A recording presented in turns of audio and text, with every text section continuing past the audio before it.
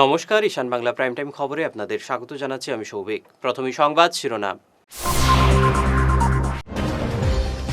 মেঘালয়ে ভয়াবহ অগ্নিকাণ্ডে ভস্মীভূত বরাকের 30টি দোকান।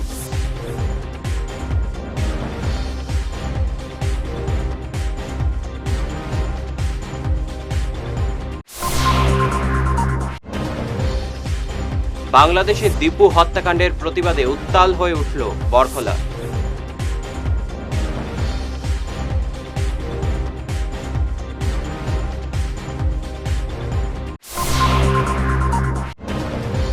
কংগ্রেসের 141তম প্রতিষ্ঠা দিবস যথাযোগ্য মর্যাদায় পালন শিলচরে।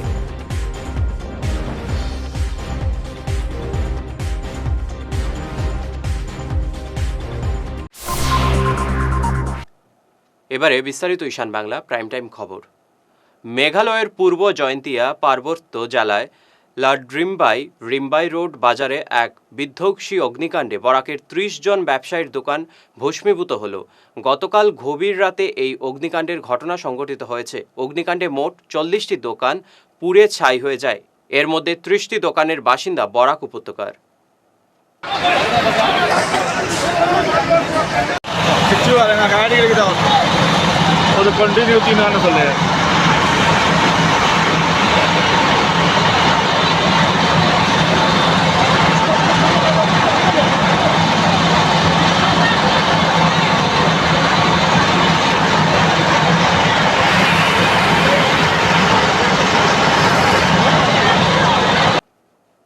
ভারতীয় জাতীয় কংগ্রেসের 141তম প্রতিষ্ঠা দিবস যথাযোগ্য মর্যাদায় পালন করল শিলচর জেলা কংগ্রেস।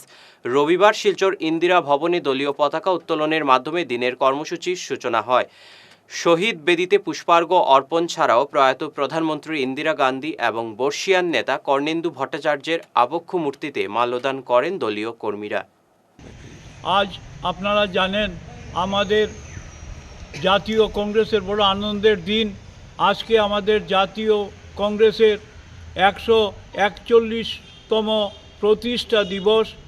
এই দিবসেই 1885 ইংরেজিতে বোম্বে অধিবেশনে আমাদের কংগ্রেস দল প্রতিষ্ঠিত হয়েছিল, আজ থেকে 141 বছর আগে। এবং প্রথম সভাপতি হয়েছিলেন WC ব্যানার্জি, তিনি ছিলেন জাতিতে ইংরেজ এবং খ্রিস্টান। দ্বিতীয় হয়েছিলেন আমাদের দাদাভাই নরৌজি, তিনি ছিলেন পার্সি।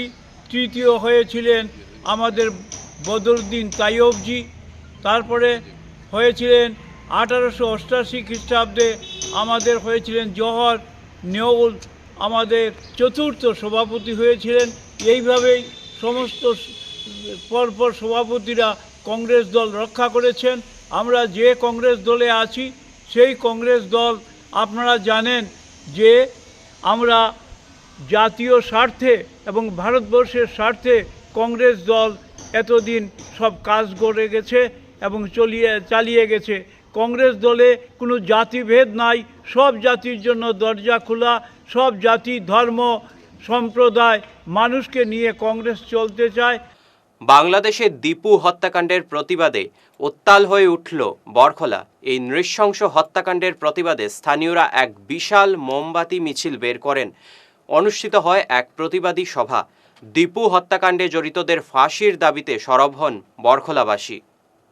বর্বরিত হত্যাকাণ্ড হয়েছে, দীপুচন্দ্র দাসের যে অন্যায়ভাবে বিচার না করে বিনা দোষে তাকে হত্যা করা হয়েছে, বর্বরিত হত্যাকাণ্ড, যেটা মানব জীবনের কলঙ্কের অধ্যায় সৃষ্টি করেছে বাংলাদেশ মানুষ। এবং সেইখানের যে সরকার, সেই প্রশাসন নির্বিকার হয়ে দাঁড়িয়ে যে দেখলো, কোনো প্রতিবাদ করলো না, কোনো ব্যবস্থা নিল না, তার জন্য আমরা অত্যন্ত দুঃখিত এবং মর্মাহত যে বাংলাদেশের এই ধরনের যে সরকার, এই সরকারের থাকার কোনো মানে নাই। সেই সরকারকে অবিলম্বে পদত্যাগ করতে হবে এবং দীপুচন্দ্র দাসের যে হত্যাকারী, কঠোর থেকে কঠোর শাস্তির আমরা দাবি জানাচ্ছি। এবং আমরা ভারত সরকারকে হুঁশিয়ার দিতে চাই যে বাংলাদেশে যেগুলো পণ্য রপ্তানি হয় সেই পণ্যগুলো যেন রপ্তানি বন্ধ হোক এবং বাংলাদেশ থেকে যেগুলো জিনিস আমদানি হয় সেই আমদানিও বন্ধ করতে হবে এবং বাংলাদেশের কোনো জিনিস আমরা ব্যবহার করব না। এই ধরনের একটা মানব জীবনের কলঙ্কিত অধ্যায়, যে বিনা দোষে একটা নির্মম একটা নির্দোষী মানুষকে এইভাবে কেউ হত্যা করতে পারে না, মানব জীবনের কলঙ্কের অধ্যায়। আমরা আজকের এই বাস স্ট্যান্ডে সবার মাধ্যমে আমরা একটা ক্যান্ডেল মার্চ করলাম এবং প্রতিবাদ জানাচ্ছে সবার মাধ্যমে আমরা ধিক্কার জানাই উনি সরকারকে, বাংলাদেশের প্রশাসনকে আমরা ধিক্কার জানাই। এই ধরনের ঘটনা যাতে বাংলাদেশে পুনরাবৃত্তি না হয়, বাংলাদেশের সংখ্যালঘুরা যাতে বিচার পায়, একটা ন্যায় বিচার, একটা সুন্দর জায়গায় সরকার এখানে গড়ে উঠুক, আমরা এই দাবি রাষ্ট্রসংঘের মাধ্যমে আমরা দাবি জানাই আমাদের ভারত সরকারের মাধ্যমে। আজকে এই সবার মাধ্যমে ধিক্কার জানাই এই বাংলাদেশের শাসন ব্যবস্থা। হুঁশিয়ার হুঁশিয়ার সরকার হুঁশিয়ার হুঁশিয়ার হুঁশিয়ার হুঁশিয়ার হুঁশিয়ার হুঁশিয়ার ইনি সরকার হুঁশিয়ার হুঁশিয়ার হুঁশিয়ার ইনি সরকার হুঁশিয়ার হুঁশিয়ার হুঁশিয়ার দিবদাসকে যারা হত্যা করে তাদের ফাঁসি দিতে হবে, দিতে হবে, দিতে হবে। দিবদাসকে যারা হত্যা করে তাদের ফাঁসি দিতে হবে, দিতে হবে, দিতে হবে। দিবদাসকে যারা হত্যা করে তাদের ফাঁসি দিতে হবে, দিতে হবে, দিতে হবে। নিচে সামান্য বিরতি থাকছে, আরও অন্যান্য খবর সঙ্গে থাকুন। শিলচর স্পোর্টিং ক্লাবে ইউনিভার্সাল এক্সপোর জমজমাট উদ্বোধন। উৎসুকদের ভিড়, জলপরি দেখতে মাতোয়ারা দর্শক। ইরানের জেমস স্টল থেকে কাশ্মীরি ফুড কোর্ট, বৈচিত্র্যে ভরপুর মেলা। প্রথমবারের জন্য শিলচরে কাশ্মীরের ঐতিহ্যবাহী খাবারের স্বাদ। দুবাইয়ের আতর, আফগানিস্তানের শুকনো ফল থেকে রাজস্থানের ঐতিহ্যবাহী ফার্নিচার। শিলচর স্পোর্টিং ক্লাব মাঠে জমে উঠল বর্ণাঢ্য উৎসব। প্রতিদিন ভিড় করছেন হাজারো দর্শনার্থী। শিলচরে আন্তর্জাতিক বাণিজ্য ও সংস্কৃতির এক উচ্ছ্বাসময় মেলা শুরু হয়েছে। শিলচর স্পোর্টিং ক্লাবের মাঠে আয়োজিত ইউনিভার্সাল এক্সপোতে বিভিন্ন রাজ্য ও দেশের পণ্য, খাবার ও শিল্পের সমাহার স্থানীয় মানুষের মধ্যে ব্যাপক উৎসাহ তৈরি করেছে। বিশেষ আকর্ষণের কেন্দ্রবিন্দু হয়েছে ইরানের দৃষ্টিনন্দন জেমস স্টল, যেখানে সুদৃশ্য পাথরের নানান শিল্পকর্ম প্রদর্শিত হচ্ছে। এছাড়াও দুবাইয়ের সুগন্ধি আতর ও পারফিউমের স্টল দর্শকদের কাছে সমান জনপ্রিয়। এই এক্সপোতে আফগানিস্তান ও কাশ্মীর থেকে আনা হয়েছে অর্গানিক ড্রাই ফুড ও ঐতিহ্যবাহী নানান মুখরোচক খাবার, যা এই অঞ্চলে প্রথমবারের মতো প্রদর্শিত হচ্ছে। কাশ্মীরি ফুড কোর্ট বিশেষভাবে নজর কেড়েছে স্থানীয় ও পর্যটকদের, যেখানে কাশ্মীরের স্বাদের অভিজ্ঞতা নিতে দীর্ঘ লাইন পড়েছে।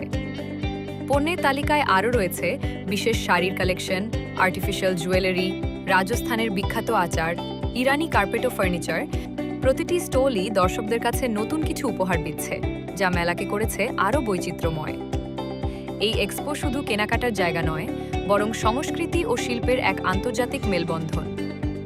মেলা কয়েকদিন ধরে চলবে বলে জানিয়েছেন আয়োজকরা, এবং প্রতিদিনই নতুন নতুন আকর্ষণ যোগ হবে বলে আশা করা হচ্ছে।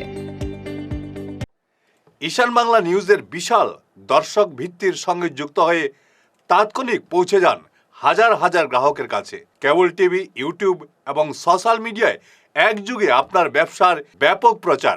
শক্তিশালী বিজ্ঞাপন দিন, আকর্ষণীয় ভিডিও তৈরি করুন, আর সবাইকে জানিয়ে দিন আপনার উপস্থিতি আবশ্যক। নম্বর 1 ঈশান বাংলা নিউজ, যেখানে খবরের বিশ্বস্ততা আপনার প্রচারের শক্তি। ফিরে এলাম ঈশান বাংলা খবরে। ধ্রুপদী ছন্দে মুখরিত হয়ে উঠল শিলচরের রাজীব ভবন। গৌড়ীয় নৃত্যকলা ভারতীয়র উদ্যোগে আয়োজিত হল 16তম গৌড়ীয় নৃত্য কর্মশালা ও নৃত্য উৎসব।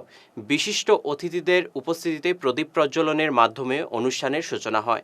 গত 23 ডিসেম্বর থেকে প্রখ্যাত নৃত্যগুরু ডক্টর মহুয়া মুখোপাধ্যায়ের তত্ত্বাবধানে প্রশিক্ষণ চলে।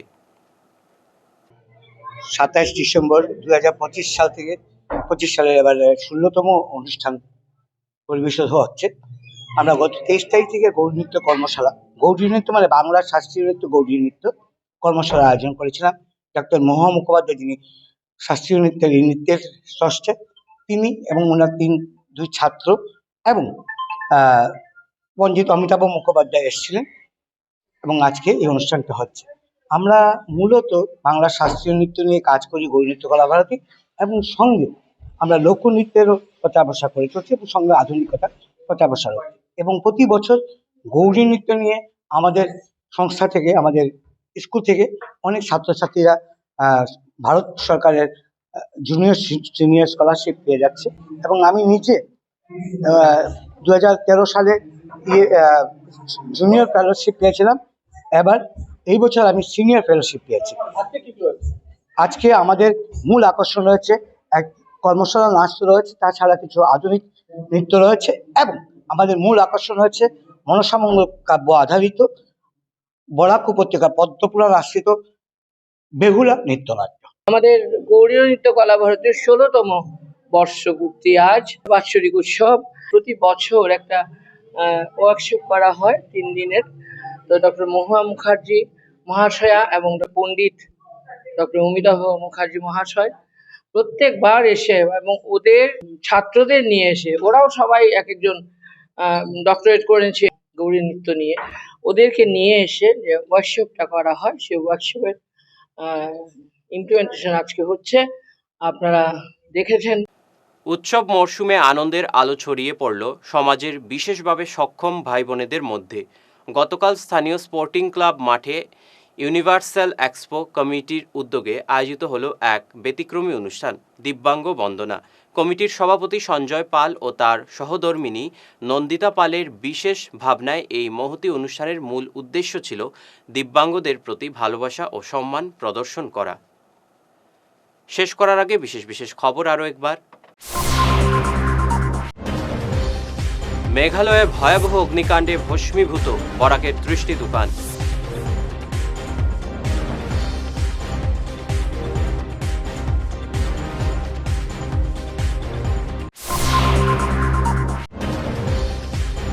বাংলাদেশে দীপু হত্যাকাণ্ডের প্রতিবাদে উত্তাল হয়ে উঠল বরখলা।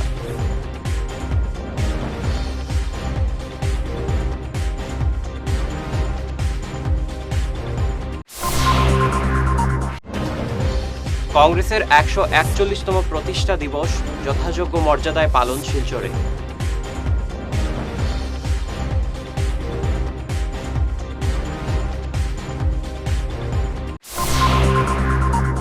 আজকের মতো ঈশান বাংলা প্রাইম টাইম খবর এ পর্যন্তই। নমস্কার।